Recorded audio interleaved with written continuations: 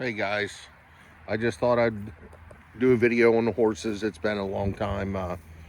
So we moved them here, I think 4 days ago. They were right over here. They overwintered over here. But this pasture that they're on now, it was actually a little over a year that they were not here until we brought them back. I didn't have my phone that day to kind of show you a video of how much brown and everything was still in here.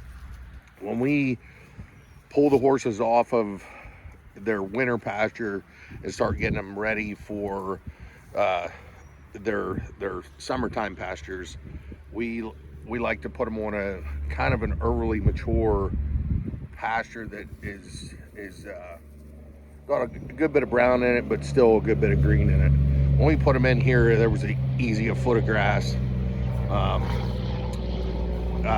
This is mostly a brome field, which brome is a nice thing with brome. It's really early in the spring, especially when you give it that much time. I mean, giving it an entire year, it really jumps out of the ground in the spring. So like I said, there was at least a foot of green here, and then there was probably I don't know, 2 feet of brown when we put them in. So that gives them a good mixture of the greens and the browns when you're transferring them from hay. And then we still use hay on these fields. For one, we're putting nutrients back on the ground. These fields need a little bit more nitrogen in them and just nutrients, life, to get them to grow a little bit better. But yeah, we put 2 bales out. We're hoping to get, I don't know, again, hopefully 10 days here. We'll see. By the looks of it, it'll probably be more like 8. And again, yes, that's a longer rotation, or they're here longer, I should say. But again, when you're giving it an entire year or more, I mean, we feel you can stay a little bit longer. Now, if you're more on like a 45-day rotation, you need to be hopefully moving them every day to at least give that paddock or pasture a 45-day rest. That's our goal, to at least give a 45-day rest. And most of ours are normally on like probably 90-day rest. Some like this one over a year. And then there is times that we might come back in 45. But most of the times it's at least 90, if not over 100 days. This is Sister. They really grew over the winter. But there's Cookie, there's Swifty, Zeta, BB, Jade, and Rue, and then Malibu. She's all the way off by herself. She likes hanging out by herself. But once we're off this one, we got one more field that we're going to move to that also has hay bales stockpiled on it. Plus, again, it would be a year since we've been on that field.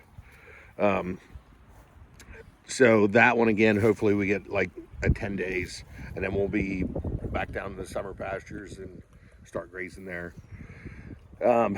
So in total, that would give them like a 20-day transition period from, like, let's say a little bit overly mature pasture with a good bit of green in it, but also bales and brown.